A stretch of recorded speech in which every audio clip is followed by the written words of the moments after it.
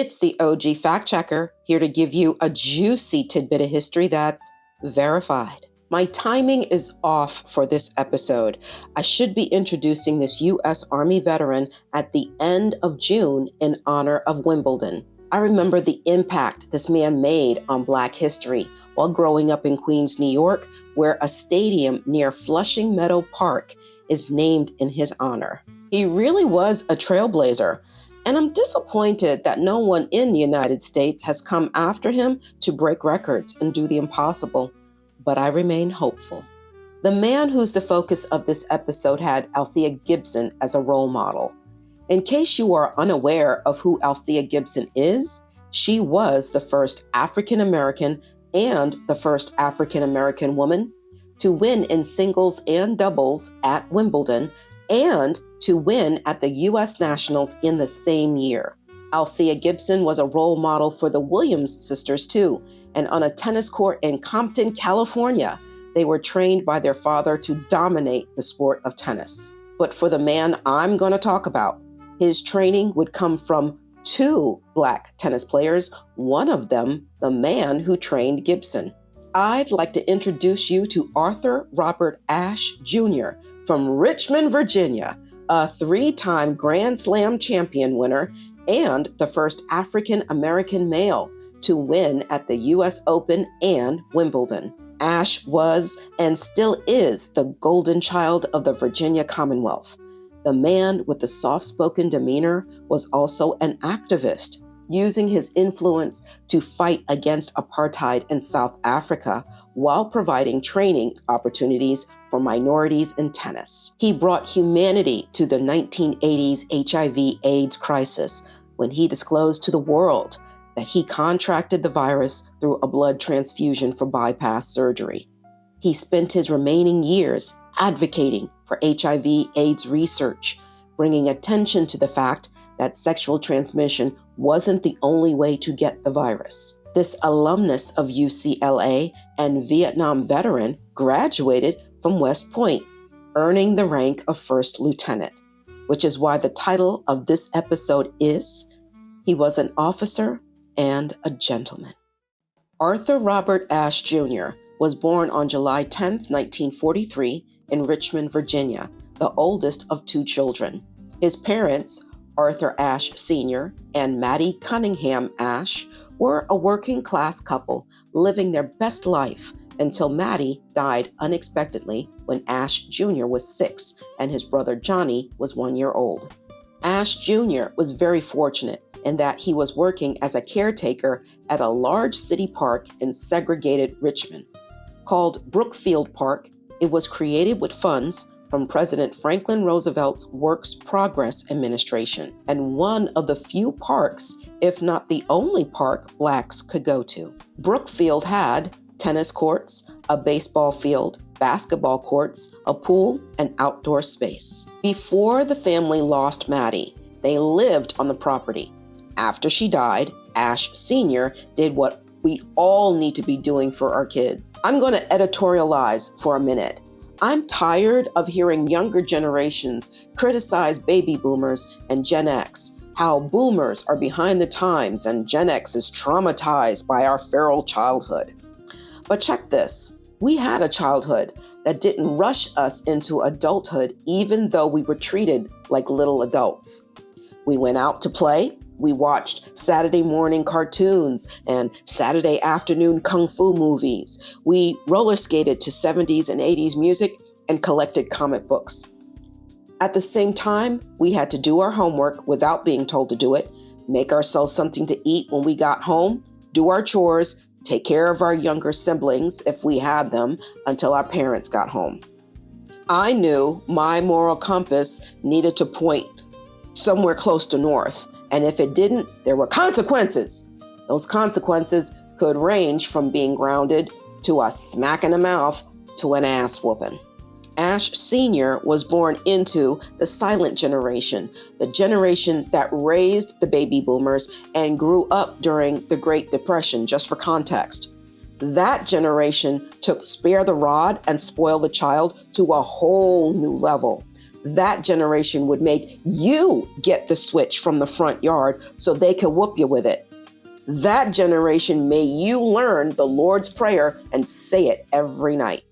When Arthur Ashe Sr. lost his wife, who was the disciplinarian of the house, to an unexpected illness, he stepped up his game as a father to Ashe Jr. and his brother Johnny and said, "Oh no, y'all not gonna run the streets like you got no home training, not on my watch." He cracked the whip the way they used to do back then. In Ashe Jr.'s autobiography, Portrait in Motion, co-written with Frank DeFord, he talked about his father's overprotectiveness after his mother's passing and the odd stuff their father would make them do as children, which they considered embarrassing at the time.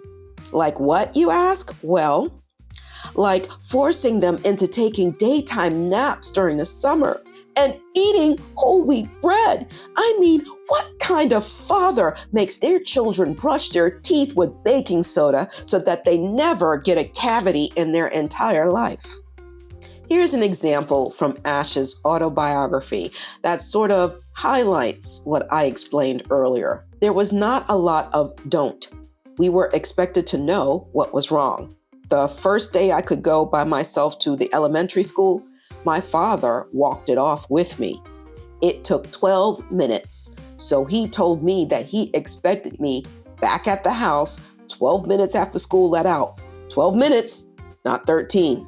As Black folks would say, be 1 minute late messing around doing something you got no business doing and see what happens. He was that kind of father. Sounds a lot like the military, don't it? Ashe Jr. saw it that way too. He said his father's house prepared him for the discipline needed for his tennis training. The reason why I said earlier that Ashe Sr. was fortunate to be working at Brookfield is because that's how Ashe Jr. got into the game of tennis at a young age. His father was like, yep, if I had to pick a sport for my slender, somewhat fragile, bookish-looking son to do so he can stay out of trouble, tennis is the way to go. So I'm going to encourage him, even though tennis is perceived to be only for whites. On a side note, I found some very interesting facts about Arthur Ashe's family tree. Well, not just interesting, it's also heartbreaking. And yes, it has to do with slavery. Ashe was from Virginia, for crying out loud. I honestly thought I would be able to zip through Ashe's lineage. But after I traced everyone, I was like, nah, I can't. This is the first time I've researched slavery for a specific person. And I'll tell you, I was like Columbo. I was like a bloodhound on the scent. To sort out this family tree, I had to put on my deerstalker hat because this family tree is absolutely amazing. You know I like investigating family trees. I did it for Desi Arnaz, the Dulles brothers, and Charles Adams, but their trees were much simpler. This one is a doozy. Arthur Ashe is a descendant of the Blackwell family, one of the few African-American families in the U.S. that can trace their roots to when the family's Eve arrived in Yorktown, Virginia in 1735 on the slave ship Doddington to be sold. This family's Eve was named Ama or Amar, and she had a daughter, Tab. Evidence of their origins indicate that they were taken from Senegal and were part of the Soninke ethnic group, which founded the once rich and powerful Ghana Empire that existed from the 7th to the 13th century. To be clear, I'm not talking about the Republic of Ghana that we know today. This empire was spread throughout what is now known as Mauritania and parts of Mali. Here's a fun fact. The Soninke clan acted as intermediaries between Arab and Berber salt traders to the north and the producers of gold and ivory to the south. The empire was temporarily swallowed by a confederation of Berber tribes called the Almoravids before it was disintegrated and absorbed into Mali. A student I once taught presented their belief that capitalism, not racism, fueled the slave trade and mentioned a book he had read on the subject. I asked him, the student, about the cruelty and torture portion of it, and he didn't have an answer for that. I concede to the fact that capitalism and greed was behind slavery, but make no mistake that racism, racial and religious superiority, and plain old hatred gave slave owners, the only word I can come up with is permission, to engage in cruelty because it's a successful form of control. Everyone praises George Washington, but he and his wife were one of the cruelest slave owners out there with 150 slaves they had inherited between them. When one of Washington's human chattel, Oni Judge, escaped to New Hampshire, he hunted her down to his dying day. Nosy-ass people helped him too because there was a bounty on her head. Amar and Tab, Arthur Ashe's ancestors, were literally slaving away together on a plantation in Yorktown, but they were separated when their owner, James Glenn Blackwell, gifted Tab to his son, Robert Blackwell, who lived in Lunenburg County, where she was deemed to be worth $30 in value in 1787 by Blackwell's estate. I don't know why I'm shocked at stories of how slaves were treated like Pokemon cards. In addition to slaves being bought and sold, they were also hired out to other plantations for a fee under contract. All ranks of white society engaged in hiring enslaved people, including many who could not afford to purchase enslaved laborers. So I guess if you're a broke slave master and you got a plantation to run, it's cheaper to rent your slaves than to buy them. Continuing with the story of Arthur Ashe's ancestors, Tab, now separated from her mother Amar, was working on Robert Blackwell's plantation as a chambermaid, cook, and housekeeper. That's where she met her husband, Adolfo, who was also known as Jack, a slave with Ashanti ancestry who was hired out to Blackwell by his owner, James Goodwin of York County. Adolfo, or Jack, appeared to be a stand-up fella because he was described as a Christian gentleman, moralist, and preacher who believed in the family altar. The couple had, I think, 5 children named Lucy, Harry, Will, Siller, and Sucky. I think it's pronounced Sookie, like, oh, Sookie now. When James Goodwin, Jack's true owner, died in 1757, under the terms of his will, Jack was now owned by James Goodwin's son, Peter, who wanted his property back. So he took Jack back to his plantation in King William County, where Jack lived and died, separated from his wife and children. Jack and Tab's story is not unusual. On a yearly basis, hiring out affected thousands of enslaved men, women, and children who were separated from their families and communities and who had to endure and adapt to new living and working conditions. Being hired out was a more common experience than being sold, and one that could occur at multiple points in their lives, causing repeated disruption. Tab never remarried, and I'm not clear if she was ever set free by the Blackwell family, but she died in Lunenburg County. A few of Tab and Jack's 5 children started branches on Amar's tree. What about Amar? Good question. I couldn't find any more information on her. I'd like to know what happened to her. I mean, she really was an Eve, and her DNA has spread for generations after her death. If I remember Ashe's autobiography correctly, there is a descendant of Jack and Tab in practically every state in the Union. Here is Arthur Ashe's family tree for the visual. Like I said, it's a doozy. And this tree has members that originally began in Virginia and spread to the Carolinas through marriages and lots of births. Here are Amar and Tab on the trunk of the tree, which makes sense because the tree wouldn't exist without them. Look at the roots of the tree. These are the different African tribes or ethnic groups the family is connected to. See there? Soniki and Ashanti for Tab and Jack. See that name pool The spelling is incorrect. It's Peul, also known as the Fulani people of West Africa. This part of the tree right here is where Ashe Jr. is. See that name, Hammett? He's Arthur Ashe's great-great-grandfather, and he was born in Lunenburg County, Virginia. He must have been a descendant of Tab through one of her 5 children with Jack, because I can't tell if Amar had any more children once she got here. I mean, I don't want to assume she was too old to have any more children. Hammett married twice. His first wife was Julia, and they had 9 children. One of them was a daughter, Sally Blackwell. See that name right there? William Johnson? That's Ashe's great-grandfather. William married into the Blackwell family when he married Sally Blackwell.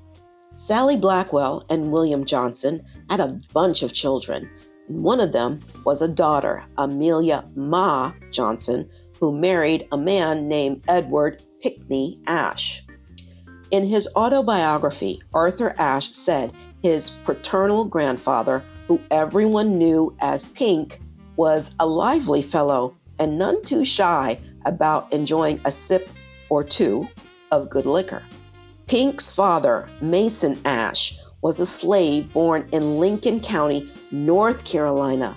Mason and his father, William, born in 1802 in Halifax County, North Carolina, were owned by former governor of North Carolina and Superior Court Judge Samuel Ashe.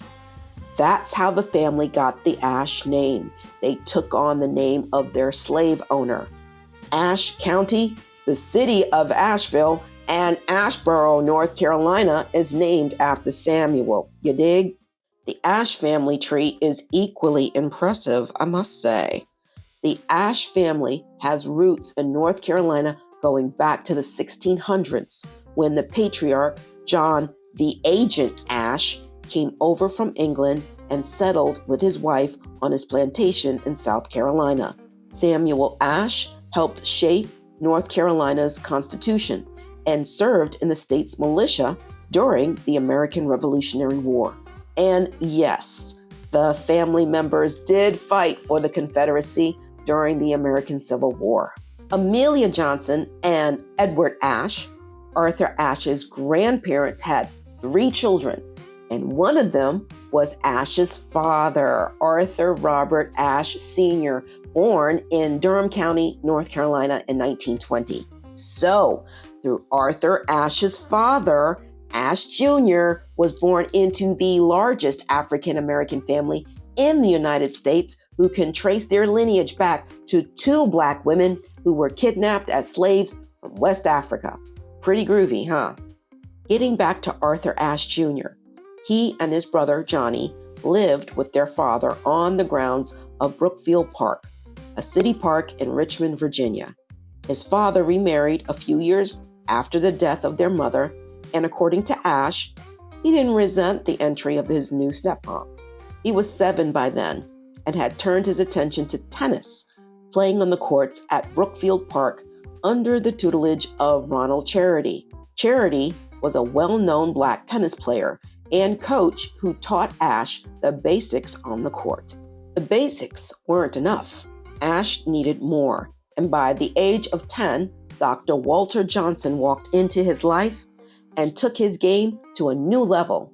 Johnson, a Black doctor out of Lynchburg, Virginia, who was coaching Althea Gibson at the same time, took little Arthur under his wing and guided him to greatness through mentoring, coaching, and entering him in amateur championships. One good piece of advice Johnson gave Ashe prepared him for life on the tennis court as an African American. That advice was to play any shot in or out of bounds as a way to eliminate friction in a white game. For those of you who have no clue on what that means, let me break it down for you like a fraction, as Bernie Mac used to say. On a tennis court, there are boundary lines. There are sidelines and the baseline, which is at the rear of the court where you see the player bouncing, back and forth, waiting for the serve. You always want to keep the ball in play within those lines. If a ball lands on a line, it's still within bounds. But if a ball lands outside the boundary, it's considered out and the opponent gets the point. If you've ever watched a tennis match, you've probably seen disputes on the court about whether the ball was in or out of bounds. And at times, it could get very heated because a point can be the difference between winning or losing the set or the entire match. As a rule, you shouldn't play every shot because it will tire out a player real quick. But if it's the 1950s and you're a black man trying to break into a white man's game, you want to avoid any chance of a confrontation and being eliminated from the game. So you play the ball wherever it goes. If you hit the ball out of bounds, what is there to argue about? Not a damn thing. Opponent gets the point. Tennis brought out the competitor in Arthur Ashe Jr., and when he turned 12 in 1955, Ashe was a wiener, killing it at the Boys Under 13 Championship for the American Tennis Association, the black counterpart to the all-white United States Lawn Tennis Association, or USLTA. Segregation prevented Ashe from competing against white players in white-only tournaments. But Dr. Johnson believed in his protege and was able to enter him in the 1958 Junior National Singles Championship, where Ashe made it to the semifinals. However, he won the title in 1960 and again in 1961, the first black man to do so. As Ashe built up his tennis play, his handlers realized that Richmond wasn't the place for a young black tennis player on the rise. He could travel to tournaments during the summer, but in the fall and winter months, his playing decreased because Richmond only had one outdoor tennis court for blacks to play on, and more importantly, playing against other black players who weren't as advanced wasn't going to sharpen his skills. With his father's blessing, Ashe transferred out of his Richmond high school in his senior year and went to live with Richard Hudlin, a friend of Dr. Johnson's in St. Louis, Missouri, where he had better opportunities to play against white players while finishing high school there. This was a good move for Ashe. He finished high school in 1961 at the top of his class and got a full scholarship to the University of California, Los Angeles, which had one of the best college tennis programs at the time. Ashe was the man at UCLA, and he earned more recognition and respect as a talented player, bringing the university to NCAA championship glory. Under the guiding hands of UCLA coach J.D. Morgan and legendary but volatile tennis player Ricardo Pancho Gonzalez, who helped him improve his serve and volley attacks, Ashe was slaying the court. In 1963, his amateur ranking was 18th, but he slowly creeped up to rank 6th in 1964, then 3rd in 1965. He was chosen for the U.S. Davis Cup team in 1963 and played on that squad until 1970, took a break, and came back to play in 1975, 76, and 78. In 1965, he won the National Collegiate Athletic Association's individual tennis title and made it to the quarterfinals of the 1965 U.S. Open to lose in the semifinals. Ashe, who pledged to the Upsilon chapter of the Kappa Alpha Psi fraternity, graduated from UCLA in 1966 with a business administration degree. That same year, he joined the U.S. Army and was sent to West Point, where he served until 1968, earning the rank of first lieutenant. Believe it or not, Ashe was still competing as an amateur in tennis tournaments while at West Point. As a matter of fact, he played and won the 1968 U.S. Open, the first and only black man to date to do this. But because he had amateur status, he couldn't keep the $14,000 prize money. He had to turn it over to the loser. When he returned to his barracks at West Point, evening of his winning match, he got a standing ovation from everyone. After that, he changed his status to professional. After that U.S. Open win, I think Arthur Ashe realized that with all this attention and fame comes great responsibility, and that he could be a role model and make a difference. He helped create the National Junior Tennis League with 2 other tennis players, a program focused on providing opportunities for kids interested in tennis while also emphasizing academic excellence. This wasn't the only program Ashe would be involved in. There were many youth programs he would throw his name behind that would focus on opening the door for minorities, offering them the same chances he was blessed to receive with his father's support. Now, here comes the quiet but militant side of Arthur Ashe. In 1969, Ashe, who was ranked number 1 by then, wanted to compete in the South Africa Open, but was denied a visa because the country was under apartheid rule, and Ashe made it clear he was against segregation. He knew what it felt like growing up in Richmond, Virginia. He kept applying, and they kept denying. So he was like, okay, this ain't over. Persistence finally beat out resistance when, in 1973, Ashe was finally granted entry to South Africa, becoming the first Black tennis professional to play in a national championship in the country. On his first visit, he caused a stir when he insisted he wouldn't play unless the stadium for the tournament was open to Black and white spectators. He got backlash for this from anti-apartheid activists in the U.S. who felt he shouldn't play there at all, and from Blacks in South Africa who thought his visit legitimized the South African government. According to Richard Evans, a British journalist, tennis historian, and lifelong friend of Ashe, at a press conference for Black journalists, Ashe was called an Uncle Tom, and 2 Black journalists, whose names I wish I knew so I can call them out, said they didn't want him there and told him to go back to his country because Ashe was allegedly making it easier for the government to be able to show that they allow someone like you in. Arthur Ashe received backlash for his visit to South Africa, but not everyone was unappreciative.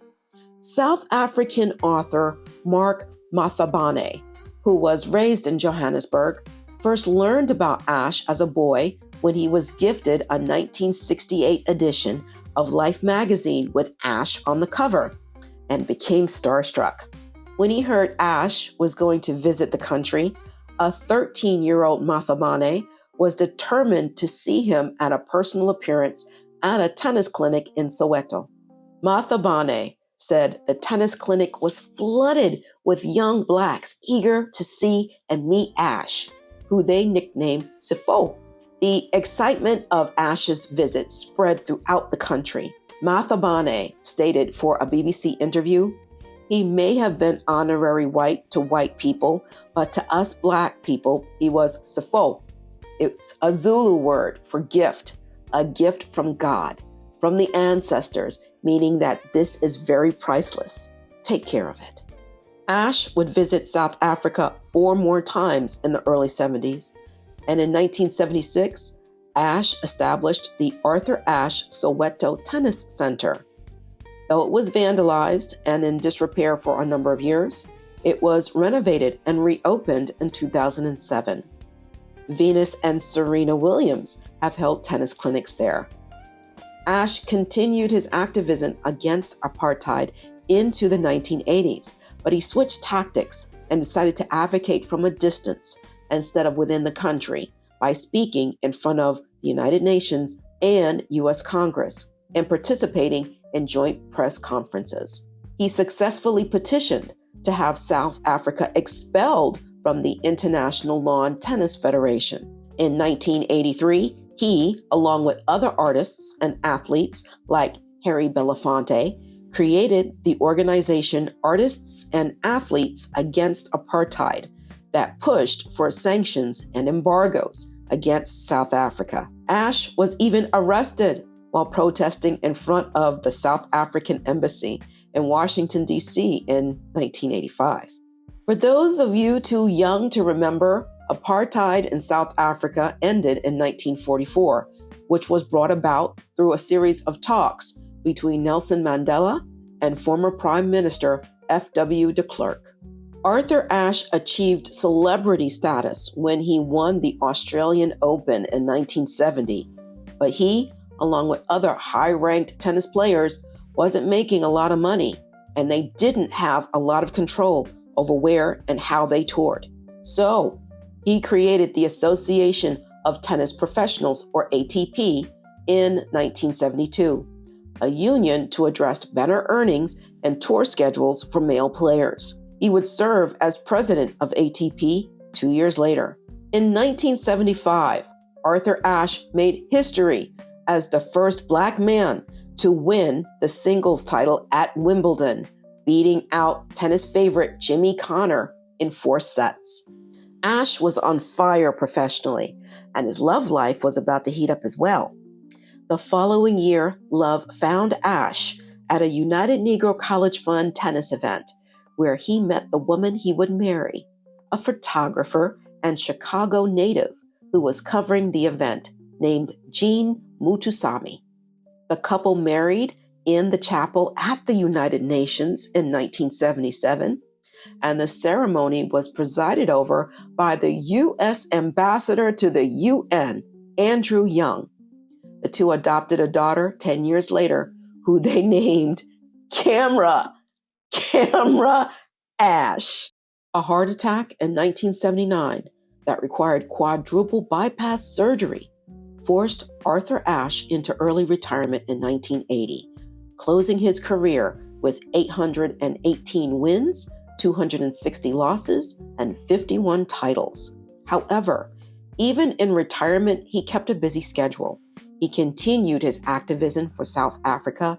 He wrote books and taught a class, founded more youth tennis programs, was a guest writer for newspapers and magazines, and was a commentator for ABC Sports. He assumed the role of captain for the U.S. Davis Cup team, and with his expertise, he guided the squad, which included John McEnroe, Peter Fleming, and Jimmy Connors, to championship greatness in 1981 and 82. He also became a spokesperson for the American Heart Association. Today, medical science has advanced to the point that certain experimental treatments have been extremely effective in eliminating HIV/AIDS with little chance of remission. And there are medications like PrEP, when consistently taken, can prevent virus exposure. But we forget that the virus is still around and that unprotected sex can still lead to infection. So as we used to say back in the day, wear your Jimmy hat, okay? Wrap it up. I don't want to go too deep into the history of the 1980s HIV/AIDS crisis. There's a 6-part documentary series executively produced by Ryan Murphy on Netflix about Andy Warhol that covers the AIDS crisis during that time period. No, Warhol did not die of AIDS. He died from complications due to gallbladder surgery. I'm not a huge fan of Warhol's art, but I watched it because the series used artificial intelligence to recreate Warhol's voice to narrate based on his diary that was published posthumously. It's pretty cool. Go check it out. Like I said, I won't go down the 1980s rabbit hole, but I have to bring up a 2016 New York Times article titled HIV Arrived in the U.S. Long Before Patient Zero that dispelled the belief that a gay male flight attendant from Canada was patient zero, and it went into depth about the suspected origins of the virus. There's a reason I brought up this article. Here's my trigger warning. The article brought up the sex tourism industry and how that contributed to the spread of HIV. Yes, sex tourism is an industry you'll find in underdeveloped countries like Kenya, Thailand, Dominican Republic, Philippines, and Colombia. A 2020 article titled Social Inequalities, Sexual Tourism and HIV in Cartagena, Colombia, an ethnographic study, explored how race and social inequalities in Cartagena were factors in sexual tourism. In 2007, it was reported an HIV incidence of 7.5 per 100,000 inhabitants, with 90% transmission by heterosexual contact and 70 identified as women with a stable partner. When you examine Cartagena's colonial history and add on the historical racial inequalities that affected poor, dark-skinned men and women, it's no wonder that their status in society makes them vulnerable to white tourists who want to find good sex with Black people. We're talking about sexual objectification, which has its roots in colonialism. And what baked my noodle is that these marginalized people have no other options. It's their only means of survival, and the money is too good for sex traffickers. In addition to the exploitation of poor Black and brown people, there's another population that's even more vulnerable and marginalized: children. I know if I mention U.S. Immigration and Customs Enforcement, yes, the ICE you've been seeing on the news acting like assholes, your sphincter will tighten in anger. Well, you can unclench your sphincter right now, because ICE and the Justice Department weren't always the dysfunctional agencies you see before you right now. Once upon a time, they did necessary work to curtail sexual tourism from the United States and hold Americans accountable. I can hear what you're thinking. What about Jeffrey Epstein? Do I need to explain that the effectiveness of these agencies is dependent on who's in the White House? ICE has been in a joint operation with Colombia related to Project Safe Childhood, a nationwide initiative to combat the growing epidemic of child sexual exploitation and abuse, launched in May 2006 by the Justice Department. This initiative addresses Americans traveling to the country, mostly from Florida, to have sex with minors as young as 10 years old. In June of last year and January of this year, 2 men, 42-year-old Stefan Andres Correa and 69-year-old Manuel Porciero, both from Miami, Florida, were sentenced to life in federal prison. Their crimes included the solicitation and engagement of minors for sexual activity and attempting to produce or the production of child pornography. The New York Times article I mentioned earlier is behind a paywall, and I didn't have time to go to the library to access the full version. But I remember the article mentioned how Haiti, a sex tourist destination during the 1970s and 80s, because it was so close to the United States, was mistaken as a hotspot for HIV transmission, which brought on discrimination against Haitians.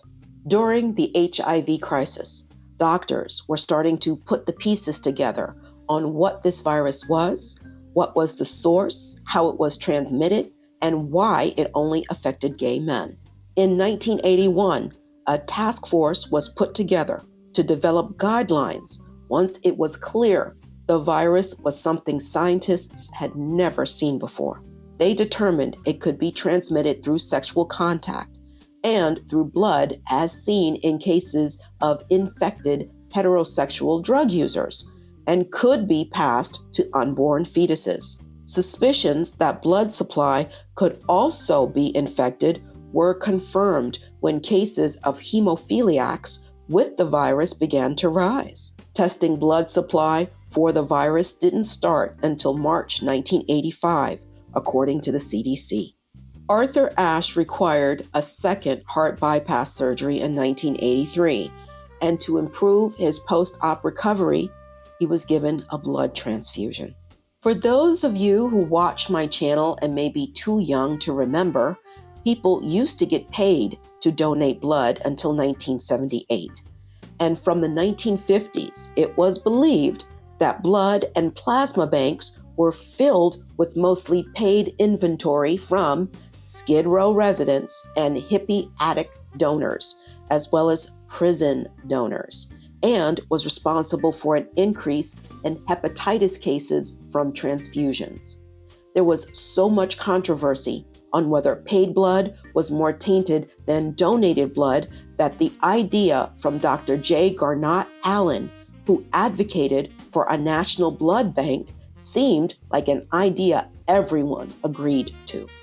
Even after the second bypass surgery, Ashe was still active, but in 1988, his right hand started going numb, and he was back in the hospital. But this time, it was for toxoplasmosis, a bacterial infection normally seen in people infected with HIV. A test confirmed the diagnosis. Initially, Ashe wanted to keep it all quiet. I would say he did it to protect his family and to prevent it from overshadowing his humanitarian and charity work. Back then, a stigma was attached to that diagnosis. It was automatically assumed that if you tested positive for HIV or had AIDS, you were a drug user or gay, and thus immediately shunned. There was no in-between. When Rock Hudson waited right before he died in 1984 to disclose he had AIDS and had been secretly gay, it was huge news, and America went into a panic. Ashe tried to keep his illness on the QT for as long as possible. In 1991, he was well enough to return to South Africa to see how the country was changing now that segregationist laws and systems were slowly being dismantled. But the following year, USA Today contacted his team about a story they planned to run about his HIV diagnosis.